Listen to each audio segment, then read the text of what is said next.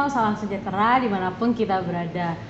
Semoga teman-teman semua masih dalam perlindungan Tuhan ya. Gimana nih, udah nonton kan podcast sebelumnya? Seru kan? Nah sekarang Komsos akan menjawab pertanyaan-pertanyaan teman-teman dan hadir bersama dengan Romo yang spesial loh. Tapi sebelum itu, yuk kita tonton cuplikan sebelumnya mengenai apa sih kegiatan orang muda di Paroki Bonaventura.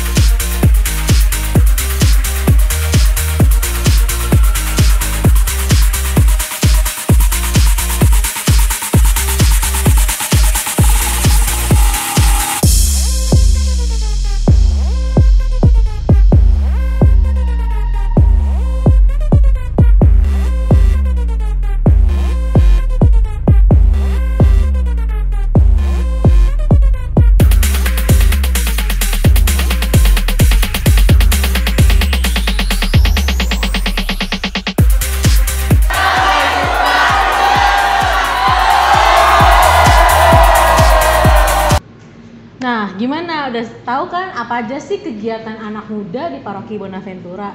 Kira-kira menurut teman-teman siapa sih kalau ngebahas pemuda atau orang muda, Romo yang sesuai dengan kepemudaan?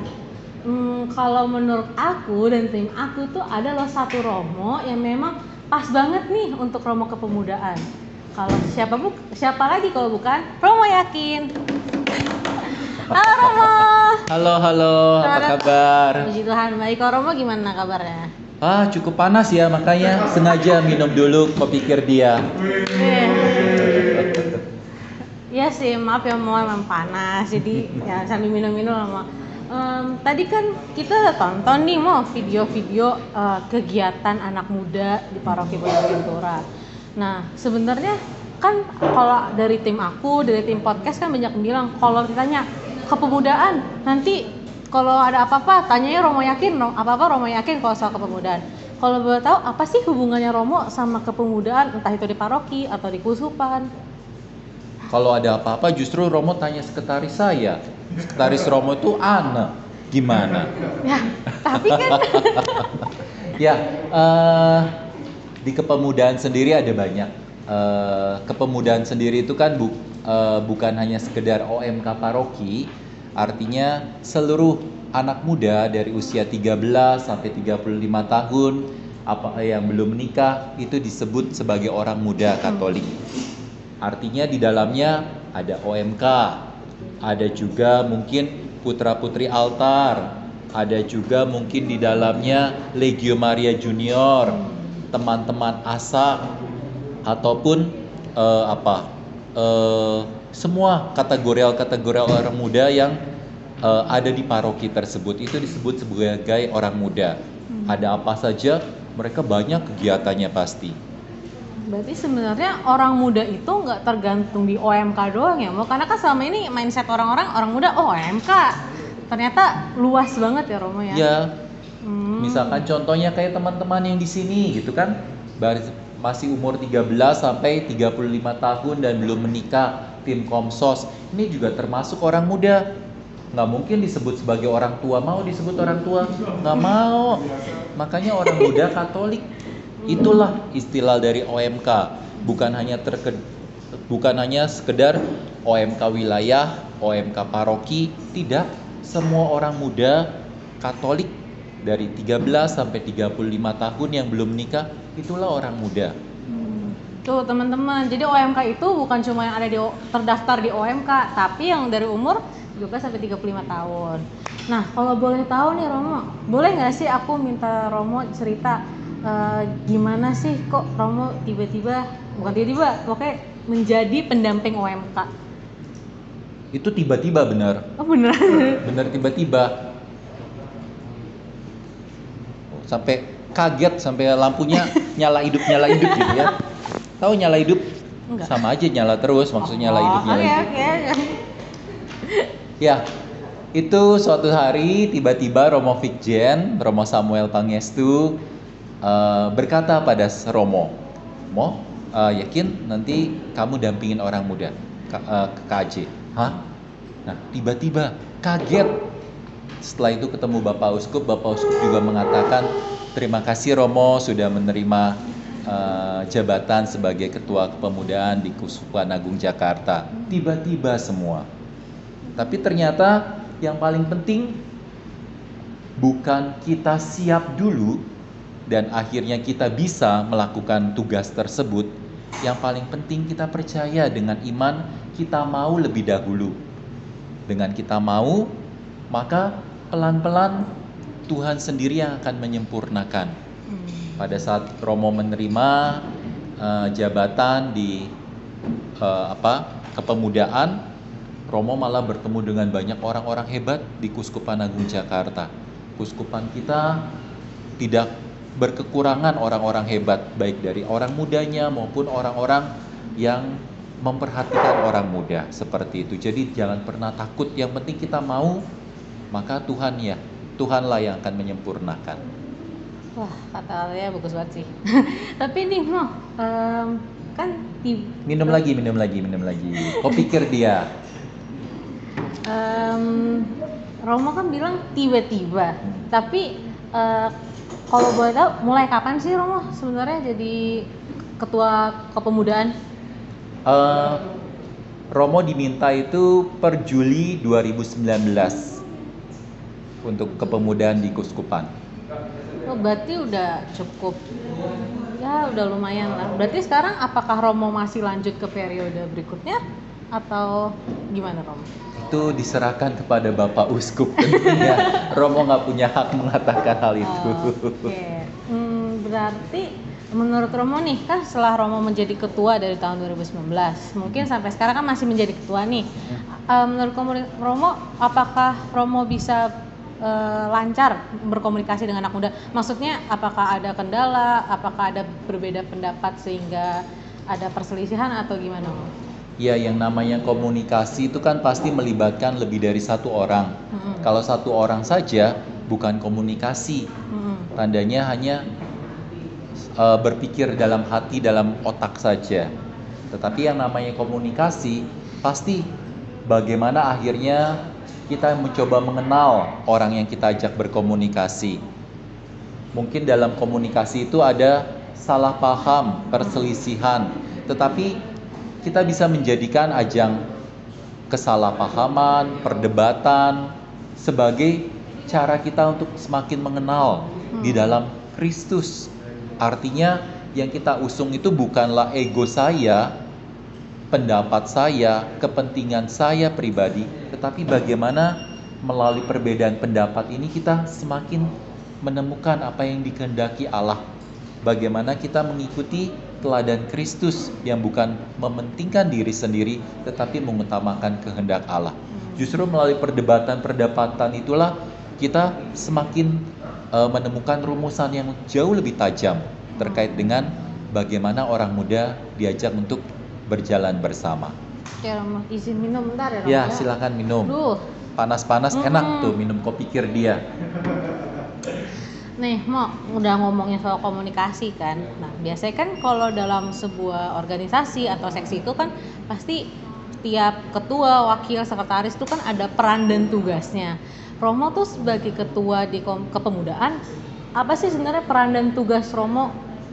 Ya, kalau dikatakan sebagai ketua mungkin terlalu berat kali ya. Mungkin sebagai koordinator, moderator atau pendamping gitu. Artinya tujuan utama adalah ya sudah Romo hanya mendampingi. Banyak orang-orang hebat, ya sudah kita kumpulkan orang-orang hebat itu. Wakil-wakil kepemudaan juga banyak orang hebat, sekretarisnya juga, bendaharanya, bidang-bidang yang lain, tim-tim karya yang lain.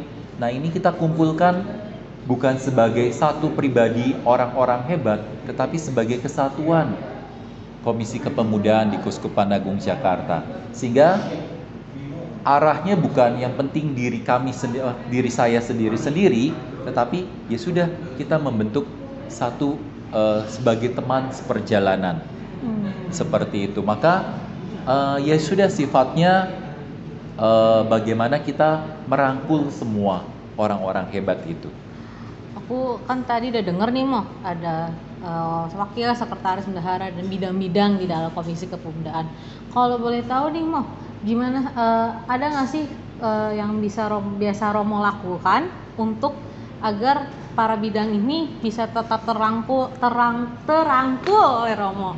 Karena Dirangkul gitu ya. yang nggak dirangkul gitu, maksudnya tetap merasa ada kekeluargaan. Karena kan aku dengar ke bidang-bidang, pasti kan orang nangkepnya bidang-bidang tuh kan banyak. Nah, gimana sih kalau dari Romo untuk cara agar tetap ada kekeluargaan di bidang-bidang dan yang lainnya?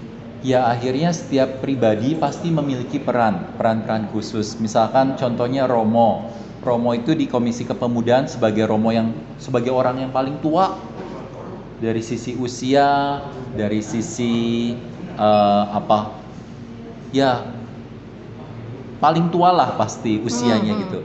Dan akhirnya sebagai orang yang lebih tua, ya sudah berlaku sebagai seorang bapak, seorang ibu yang ya sudah coba merangkul. Ada juga di masing-masing pribadi punya karakter-karakter yang kuat, karakter-karakter yang bisa mengayomi, dan itu diajak untuk bersama-sama, yang paling penting bersama-sama merangkul sehingga akhirnya tidak berjalan sendiri-sendiri. Kebetulan juga Romo dibantu oleh satu orang lagi, Romo Andreas Subekti. Dia jauh lebih muda, jauh lebih bisa merangkul. Ya sudah, Romo sangat berterima kasih untuk hal itu kepada Bapak Uskup, kepada Romo Fikjen, seperti itu. Sangat menarik nih ya Mo, Komisi Kepemudaan tuh ya. Nah, kalau boleh tahu nih Mo, kan Romo dari 2019 itu kan sudah menjadi pendamping kepemudaan. Terus habis itu sekarang banyak bidang, ada sekretaris bendahara dan wakil dan lain-lainnya.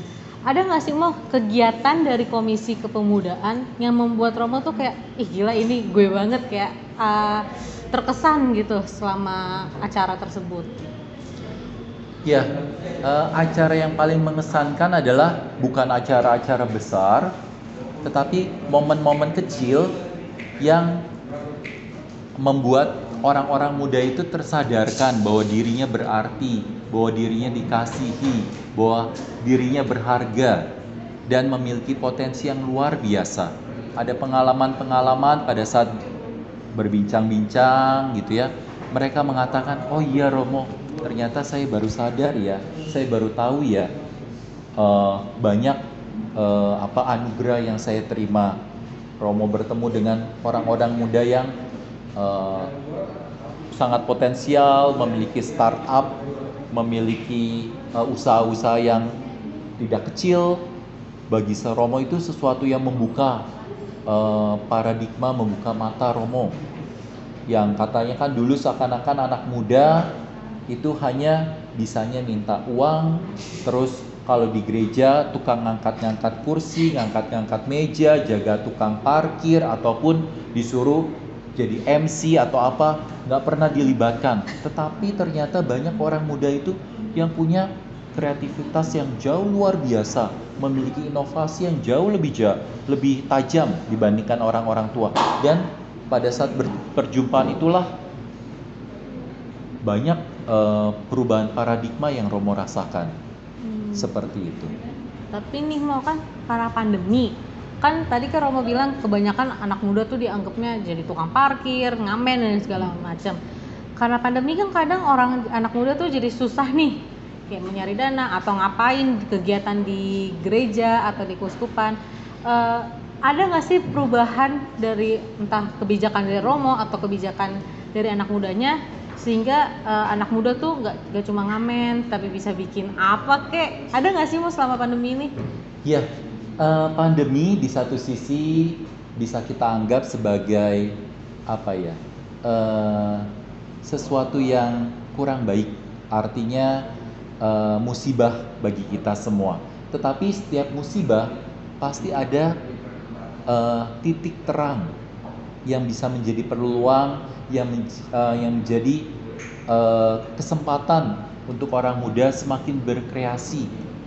Justru di tengah pandemi ini kita bisa melihat bagaimana orang muda itu juga mengejar kekudusan, bagaimana orang muda juga memiliki kepedulian terhadap sesama, bagaimana orang muda juga berani bersolider dengan anak muda lain yang berkesulitan. Contohnya pada saat mulai pandemi mulai merebak, mulai ada kegiatan memesan makanan lewat Gojek, tetapi makanannya itu tidak diterima, tetapi dibagikan kepada orang-orang lain. Gojeknya juga dapat penghasilan, warteg yang dipesankan makanan juga mendapat penghasilan. Itu juga karya-karya orang muda, ataupun orang muda yang membagikan makanan-makanan nasi bungkus kepada orang-orang sekitar, orang-orang di jalanan. Itu juga sesuatu yang luar biasa. Ataupun skala yang lebih besar adalah bagaimana di tengah pandemi anak-anak muda membuat website tertentu yang bisa menggerakkan anak-anak muda yang lain untuk saling berbagi. Contohnya banyak. Kalau nanti Romo katakan nanti dianggap promosi gitu ya, bahaya gitu. Kita promosinya kok pikir dia saja gitu ya. Berarti sebenarnya semenjak pandemi juga makin banyak juga anak muda yang mulai berinovasi ya Romo ya. Tapi nih kalau boleh tahu nih Mo, apa sih sebenarnya yang dilakukan gereja selama pandemi ini terhadap anak muda? Karena kan ya kita tahu lah kalau pandemi aja anak muda banyak yang males ke gereja. Kayak saya juga kadang suka males ke gereja. Kelihatan kok. Ya, gitu dong. Apalagi kan setelah pandemi semua serba online. Misal live streaming, itu kan membuat anak muda kayak aduh males, nanti aja yang ada nggak bisa.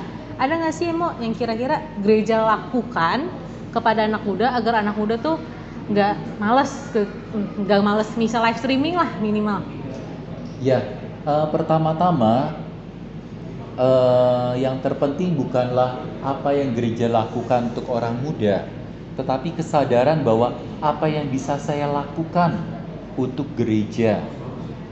Jangan tanyakan apa yang bisa diberikan gereja untuk saya, tetapi tanyakan apa yang bisa saya berikan untuk gereja. Artinya, banyak hal yang bisa kita lakukan untuk gereja. Bahwa kesadaran saya berarti, saya berharga, saya dicintai, itu sesuatu yang luar biasa. Kita contoh saja, Beato Carlo Acutis, anak remaja yang sudah menjadi beato. Dia pribadi yang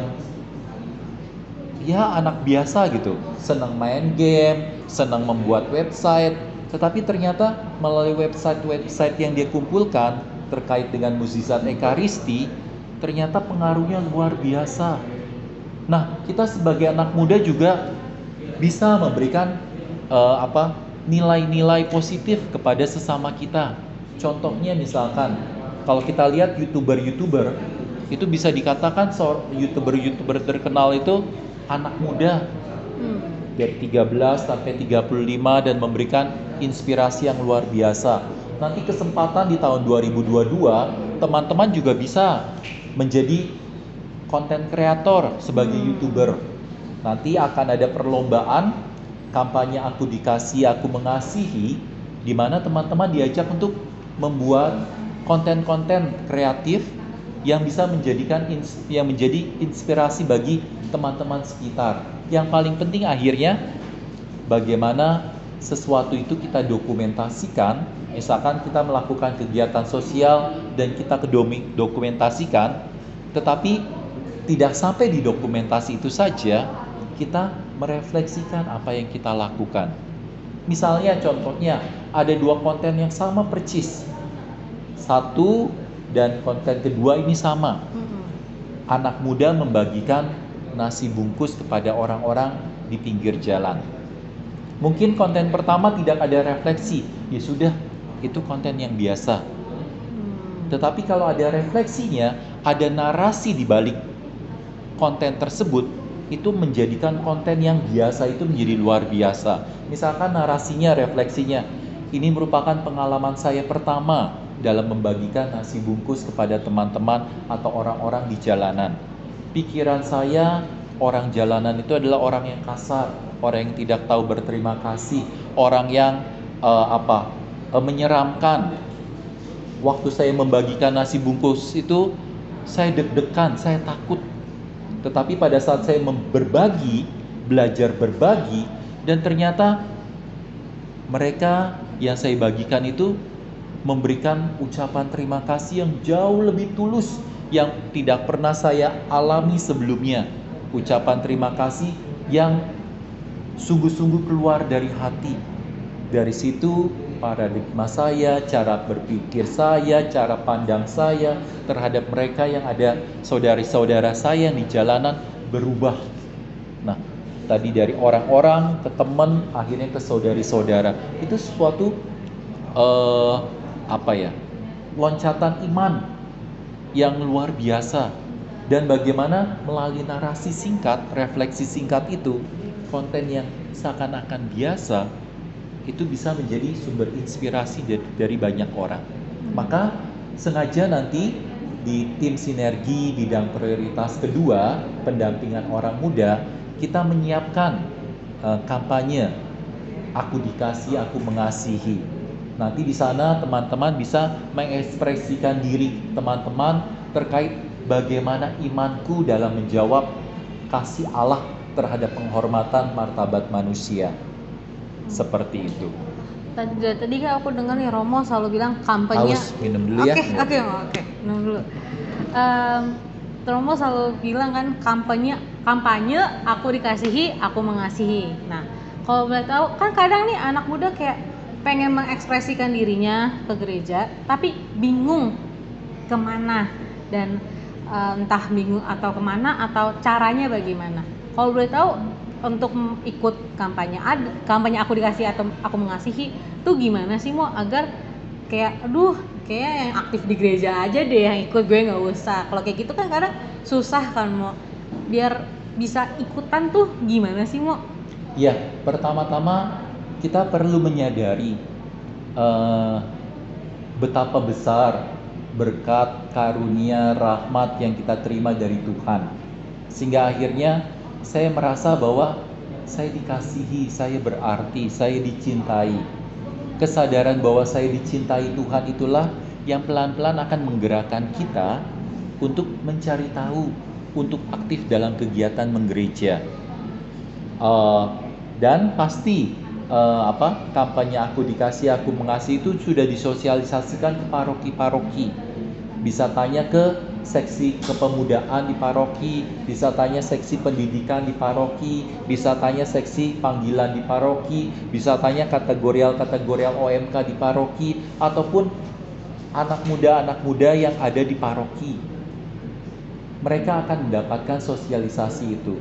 Dari situ akhirnya kita bisa lebih mengetahui bagaimana saya bisa berperan dalam kegiatan menggereja. Maka yang paling penting adalah kesadaran bahwa saya adalah anak Allah. Saya adalah citra Allah, saya dicintai. Atas dasar itulah saya baru mulai mau bergerak dan mencintai sesama. Oke, minum dulu ya, Mas. Ya, panas. Minum dulu. Aduh.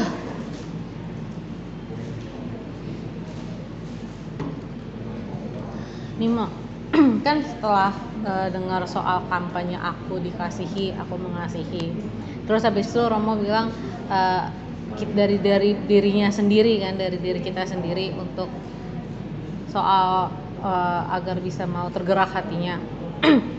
Kalau boleh tahu nih Mo, kita kan sebagai anak muda, dari yang aku dengar penjelasan dari Romo, sebenarnya gereja tuh sangat ingin merangkul anak muda agar anak muda tuh tidak jauh lah dari gereja gitu kan.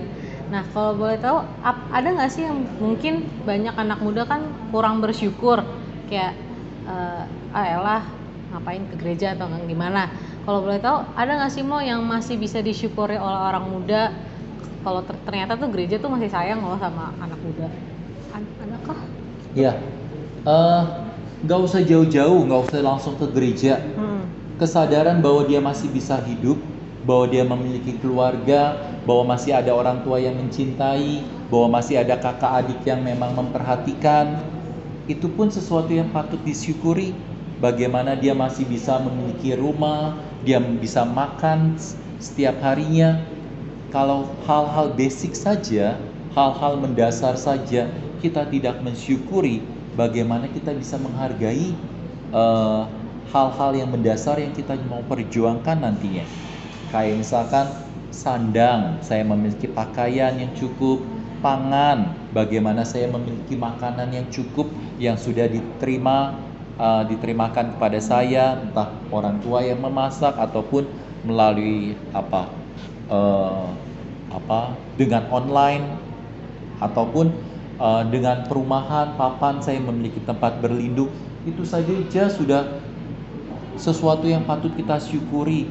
Dan kesadaran bahwa saya dicintai di keluarga saya memiliki keluarga sebagai gereja kecil, maka membuat saya akhirnya berani untuk hadir dalam gereja, persekutuan seluruh umat beriman kepada Kristus itu. Maka bagaimana akhirnya pertama-tama kesadaran bahwa saya dicintai oleh gereja kecil, oleh keluarga saya. Itu paling mudah seperti itu. Oke, jadi tuh teman-teman udah dengar kan kata Romo Yakin, dari diri kita sendiri, dari kita bersyukur masih setidaknya masih bisa makan ya Romo ya, dan bisa makan. Bisa minum kopi Sirdian itu. Tuh, bisa minum kopi Sirdian, punya baju yang cukup dari situ. Nah, Mo, kadang kan sebagai anak muda soal makan, maunya kan kadang tuh makanannya yang mahal, baju yang mahal, nongkrong kopi Sirdian nggak ada namanya, tapi ternyata kopi Sirdian kan ternyata kan ada namanya juga, ada ruko Keren gitu kan. ini. Wah, nah tapi kan luar biasa. kadang kan anak muda gue maunya ke toko sebelah, kopi sebelah. Itu kan kadang sebenarnya dari apakah dia berarti kan kalau menurut aku dia kan belum terlalu bersyukur. Mau gimana sih cara kayak nyingkirin gengsi, nongkrong mah di kopi Sirdian aja, makan warteg juga udah makan kok, gimana ya Mo? Ya, akhirnya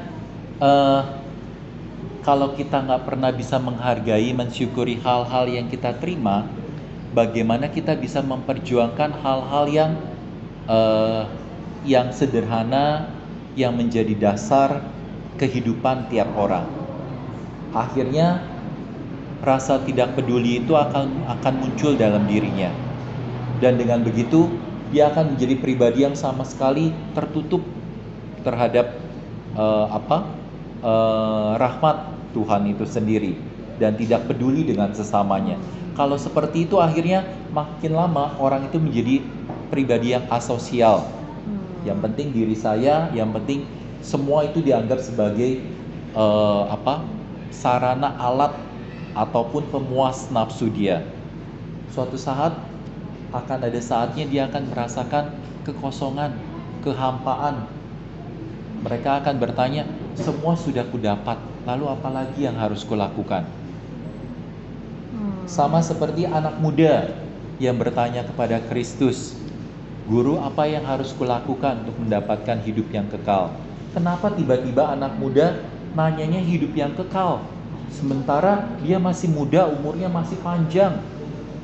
Bisa kita katakan bahwa anak muda itu sudah tercukupi semuanya, dia hanya berfokus pada dirinya sendiri sampai-sampai akhirnya dia merasa hampa, kosong.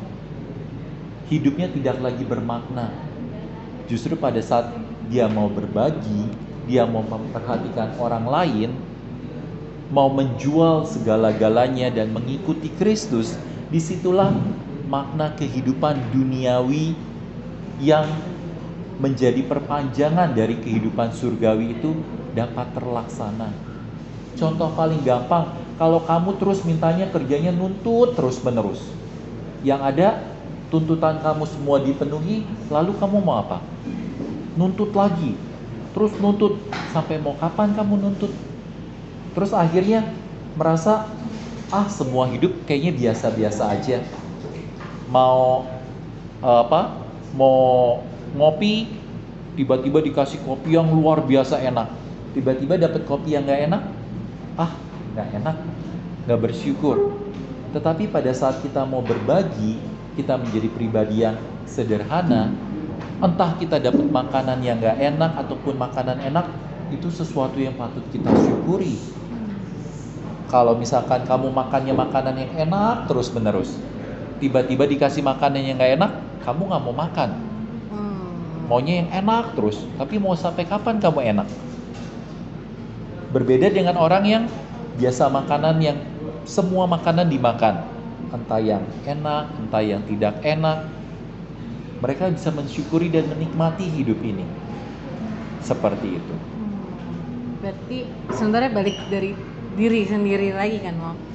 Nah, kalau ngebahas soal diri sendiri kan, aku balik lagi ke soal kayak kegiatan di gereja gitu kan. Kadang kan kalau mau ada kegiatan maunya lu ikut gak sama temen, kalau lu gak ikut gue gak ikut, kan kebanyakan kayak gitu. Tapi kan masalah pandemi jadi kegiatan agak susah gitu kan. Menurut Romo sebagai pendamping juga, gimana sih cara menghidupkan euforia kayak keasikan, euforia kegiatan-kegiatan gereja atau kegiatan kepemudaan di Kuskupan, gimana sih Mo agar hidup lagi nih semangat anak-anak muda?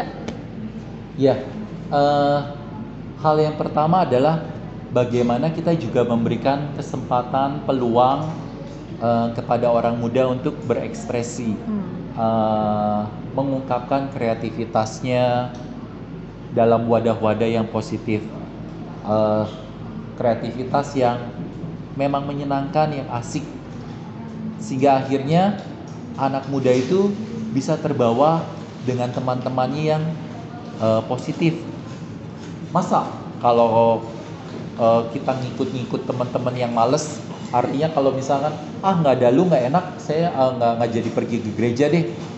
Dia masuk neraka, kamu mau masuk neraka juga? Ya enggak.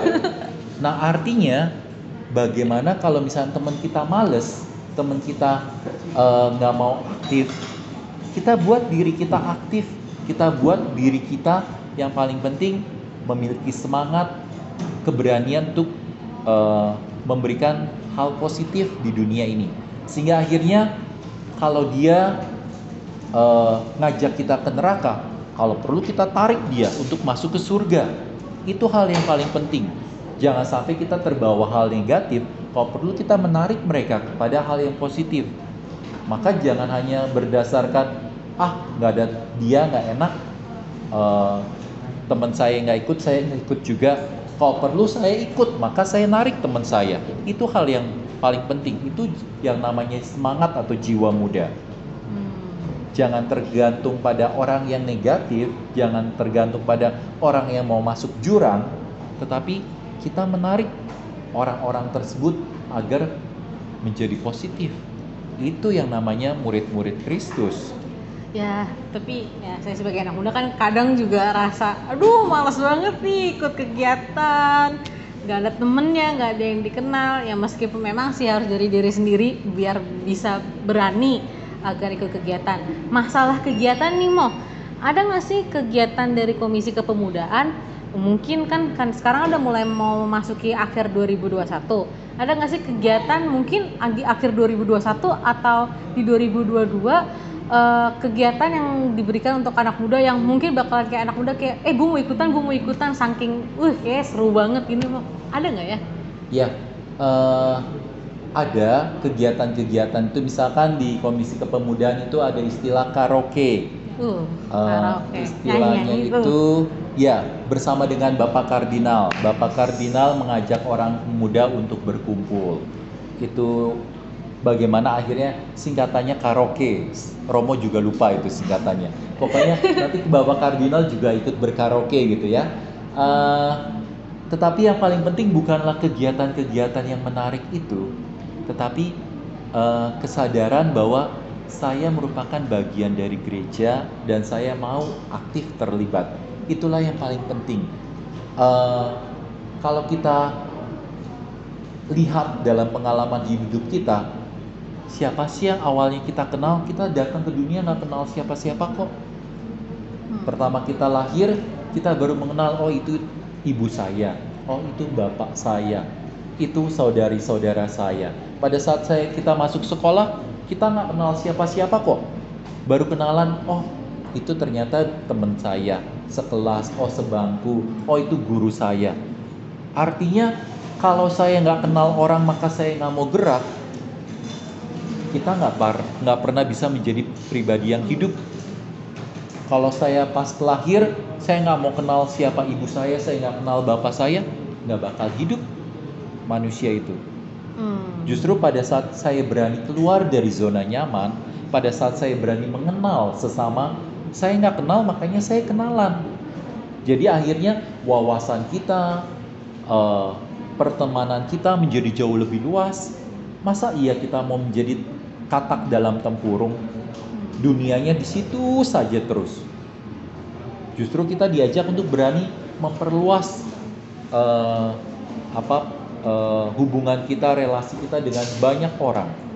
Kalau perlu punya teman di mana?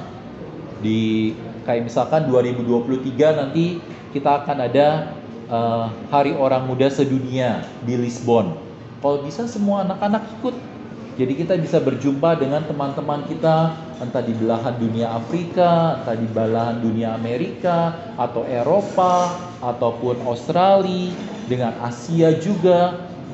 Selain ada Hari Orang Muda Sedunia, ada Hari Orang Muda se-Asia, se-Indonesia, se-KAJ. Nah, kita ikuti itu semua. Jadi kita punya teman-teman di belahan dunia manapun. Malah jadi enak. Contohnya, pada saat Romo mau berkunjung ke, misalkan sebut saja kemana, ke Spanyol gitu ya, waktu mau menjalani Camino. Camino itu jalan kaki ke Santiago Compostela. Itu punya teman-teman di sana, malah bisa numpang nginep, gratis malah. Sesuatu yang menyenangkan justru punya banyak teman itu. Maka kita harus keluar, berani untuk berkenalan dengan orang-orang lain. Oke, menarik banget ya Mo. Sebenarnya berarti teman-teman yang nggak tahu tuh, sebenarnya gereja tuh atau bukan gereja, komisi kepemudaan juga banyak kegiatannya nih. Nih, bahas karaoke. Berarti nanti bisa ketemu kardinal dong. Iya. Tuh teman-teman, kapan lagi ketemu kardinal? Kapan lagi? Ya promosi, tapi ya udah nggak apa-apa. Berarti kan kalau tadi kan 2022 atau akhir tahun kan Mo. Kalau sekarang ada nggak sih kegiatan dari Komisi Kepemudaan atau pokoknya membahas soal kepemudaan biar ya anak muda temu kangen lah atau pengen banget nih ikut kegiatan gereja. Ada nggak sih Mo? Ada banyak. Misalkan contohnya di bulan Oktober ini, bulan Rosario, kita ada Rosario bersama Komisi Kepemudaan dengan entah teman-teman OMK parokial di paroki-paroki, entah teman-teman kategorial ataupun unit mahasiswa. Ada banyak itu di bulan Oktober Rosario. Dan di bulan ini pun sebenarnya kita sudah menjalankan Journey Hope Fest. Hope Fest itu Komisi Kepemudaan bekerja sama dengan orang-orang muda kategorial dalam Pemikat itu mengadakan Hope Fest dan nanti berpuncak pada tanggal 20 November ini pada hari raya Kristus Raja. Nanti akan ada talk show yang dihadiri oleh Monsignor Pius Priyono Prabdi dan juga teman kita Gerald Sebastian gitu ya. Dan nanti juga ada pembicara lain yang disiapkan dan ditutup bersama-sama dengan misa dengan Bapak Kardinal bersama dengan tim panitia refleksi, tahun refleksi, terus panitia Hope Fest dan nanti diisi dengan paduan suara dari teman-teman yang juara dalam virtual choir OMK KAJ. Jadi kita juga ada virtual choir OMK KAJ juga. Itu seperti nonton itu. Di mana mau virtual choir? Kayak aku baru denger nih ada. Nah itu nanti bisa tuh disaksikan di channel YouTube-nya OMK KAJ dan liturgi KAJ, Komlit KAJ. Tuh teman-teman, virtual choir jarang denger kan tuh, bisa ditonton di mana Mo? Di channel OMK KAJ. Nah, kalau bahas soal virtual choir kata Romo bakal di penutupannya di 20 November ya? Ya, pemenangnya nanti akan diminta untuk merayakan perayaan Ekaristi, bernyanyi bersama di penutupan itu. teman-teman teman-teman lah yang kayak teman-teman aku, teman-teman Komsos tuh bisa nonton nggak sih Mo? Ya bisa, Di mana? di channel Di YouTube itu situ, tadi. apakah misalnya akan ditayangkan atau? Ya, akan ditayangkan Wah, live. nggak sabar banget sih, terus siapa sih yang menang tuh? Nah, sebelum bahas itu tadi Romo juga sempat bilang ada kegiatan Rosario bersama ya. Kalau boleh tahu tuh Rosarionya di mana ya, Mo? Rosalionya di channel Instagram Komisi Kepemudaan. Berarti Itu jam 8 malam setiap hari tuh? setiap hari. Oh, setiap hari. Dan ada giveaway-nya ada sponsor baik dari Avila maupun dari My Florist. Wah, kapan lagi tuh teman-teman? Rosario ada giveaway lagi kan? Nah, Doanya dapat, sucinya dapat, dan juga ada hadiahnya gitu kan. Duh kok bentar ya mau minum dulu. Aduh, Ya. panas banget. Nah, mau. Ini nggak boleh dihabisin soalnya biar tulisan kopi kir dia tetap kelihatan gitu ya, Bapak. Oh ya mau. Kan bentar lagi memasuki November November dan mulai akhir tahun. Kira-kira nih apa sih kegiatan menurut Romo, kegiatan anak muda yang bisa kita lakukan menyambut Natal?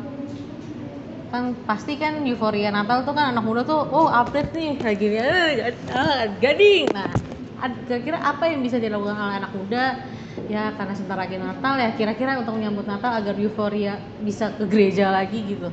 Iya. Hal yang paling penting dalam Natal adalah bukan sekedar euforia yang gegap gemita, yang semarak, yang menyenangkan, yang bergembira. Tetapi kalau kita lihat kembali perjalanan Natal pada saat Kristus lahir ke dunia, Kristus itu lahir di kandang, di palungan, di sesuatu yang sangat sederhana, bahkan mungkin terlalu sederhana bagi seorang Raja Semesta Alam.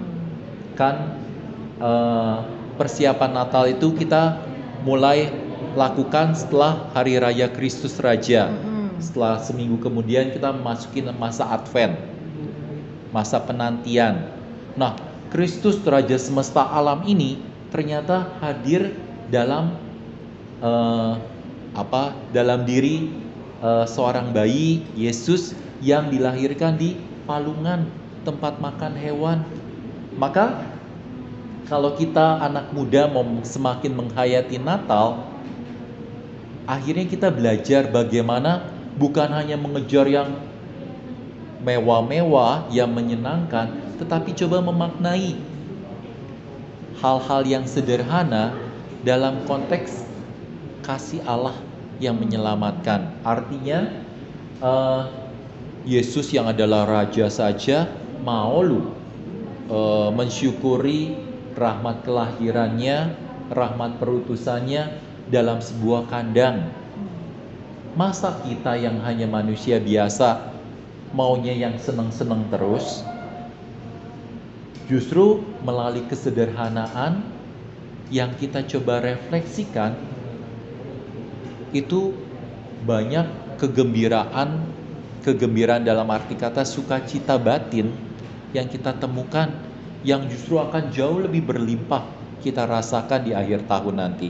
Contoh paling gampang, misalkan pada saat selama masa Advent kita mulai merefleksikan hidup kita dari Januari sampai November akhir.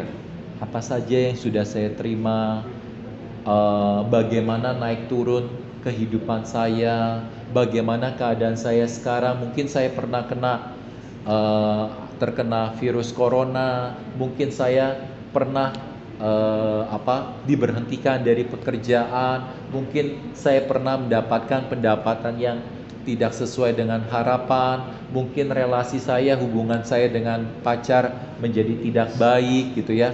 Coba kita refleksikan, dari situ kita belajar sesuatu yang ternyata bisa menjadi bekal yang jauh lebih berharga bagi hidup kita dibandingkan kita hanya hura-hura mengejar kesenangan yang sifatnya sementara, sumir, setelah itu hilang begitu saja.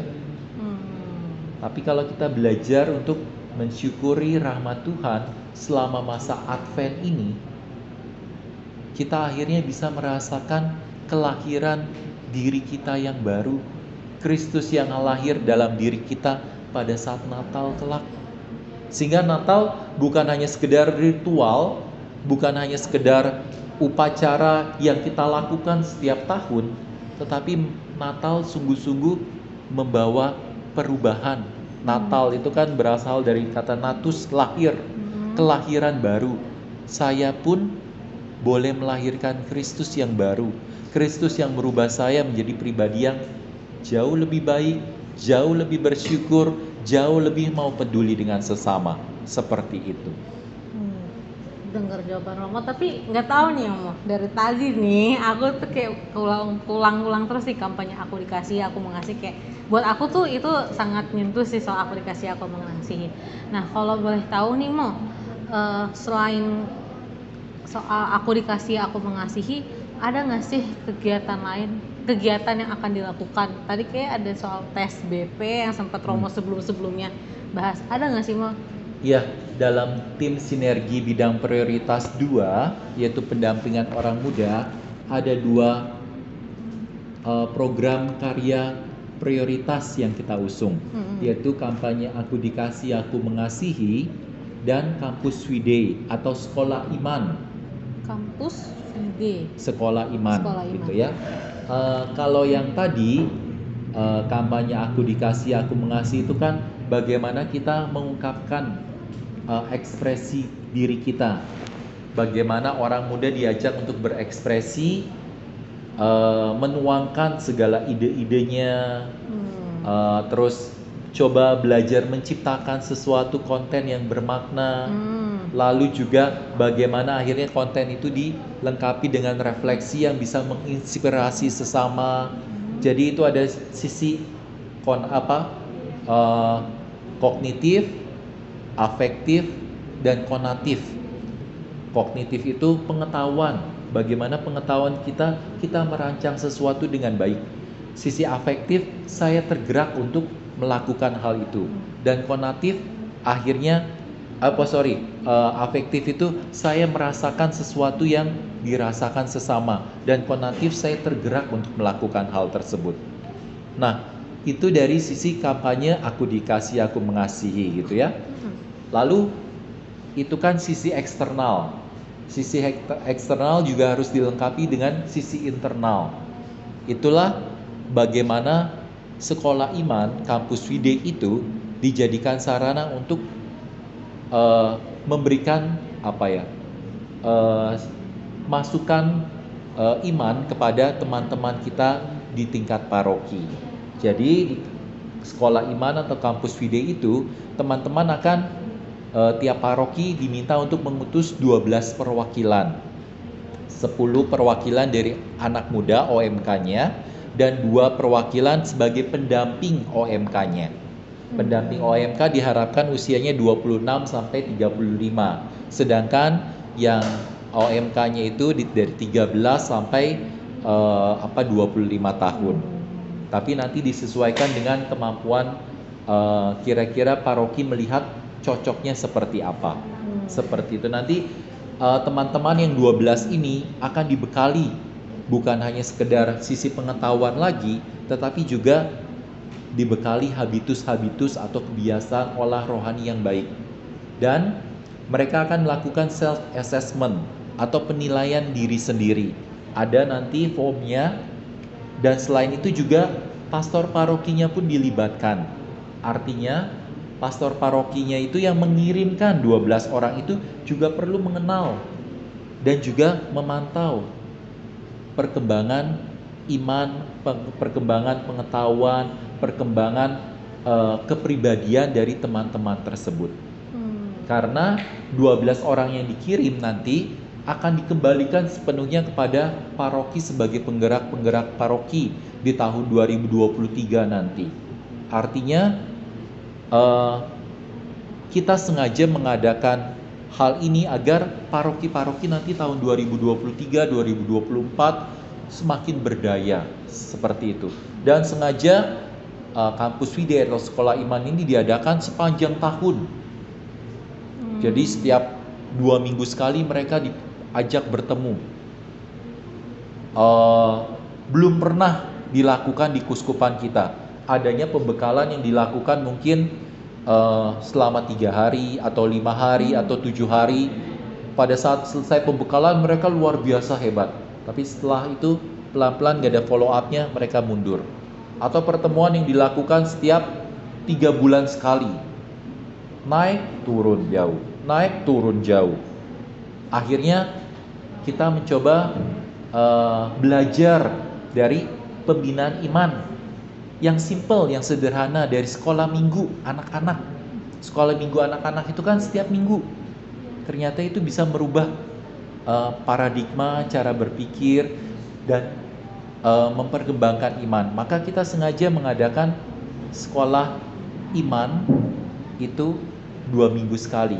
Harapannya dengan habitus yang baik, dengan kebiasaan-kebiasaan yang baik, akhirnya iman mereka pun bertumbuh. Iman pun harus disertai dengan daya tahan, durability. Sehingga iman itu menjadi iman yang militan, iman yang memberikan dampak positif kepada baik dirinya maupun sesama. 12 orang tiap paroki sangat kurang, iya sangat kurang. Maka 12 orang itu adalah orang-orang terpilih. Orang-orang terpilih entah dia dari OMK wilayah-wilayah, entah kelompok orang muda, entah dari Legio Maria Junior, ataupun anak-anak asak, ataupun putra-putri altar, ataupun nih teman-teman komsos yang di sini yang masih anak-anak muda bisa dilibatkan. Artinya semua orang muda, yang penting tiap paroki 12 saja. Kalau lebih dari 12, kita pun juga kecapean nantinya gitu ya. Jadi memang sengaja dipilih 12 orang dan mereka adalah orang-orang pilihan dan nanti mereka akan mendapatkan sertifikat khusus dari Bapak Kardinal. Berarti kalau kayak aku nih pengen ikut berarti nggak bisa dong? Kenapa? Kan aku kayak contoh nih aku nggak dipilih dari gereja, tapi setelah nonton podcast nih, setelah dengar penjelasan Romo, kayak gue tertarik deh pengen ikut. Bisa nggak sih Mo sebenarnya? Nah, bisa. Caranya bagaimana teman-teman kalau memang mau ikut, mulailah aktif dari sekarang memperkenalkan diri kepada Romo Paroki, mengatakan Romo saya mau diutus dong. Atau ternyata kalau nggak diutus jangan sampai kecewa, tetapi masih banyak tadi teman-teman bisa aktif di kampanye Aku Dikasih Aku Mengasihi. Mulai aktif dalam kegiatan-kegiatan menggereja, kegiatan orang muda di gereja, sehingga teman-teman dapat ditemukan oleh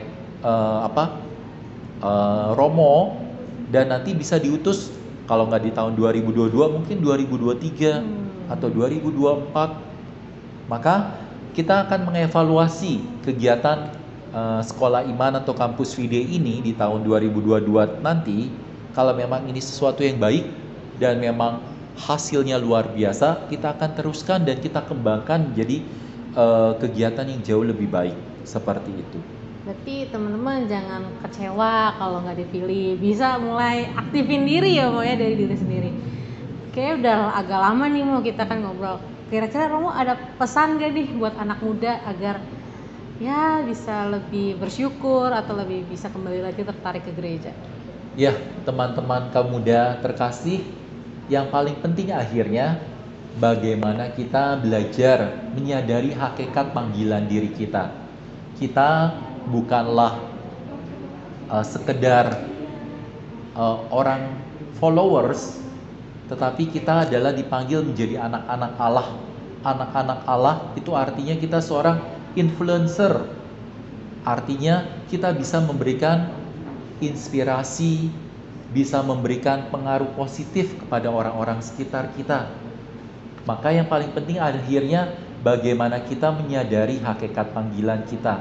Saya adalah anak Allah, saya adalah pribadi yang berharga, saya dicintai oleh Allah, saya dipilih oleh Allah. Dipilih untuk apa? Untuk menyelamatkan teman-teman kita yang lain. Itu yang paling penting.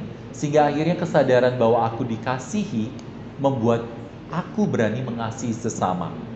Dan akhirnya sesuai dengan tema tahun 2023 dari arah dasar Kuskupan Agung Jakarta, penghormatan terhadap martabat manusia, kita pun pelan-pelan menghargai martabat kita sebagai anak Allah, dan perlahan-lahan kita juga menghargai sesama kita yang lain, sesama kita yang kalau dikatakan KLMTD, kecil, lemah, miskin, tertindas, dan difabel, seperti itu.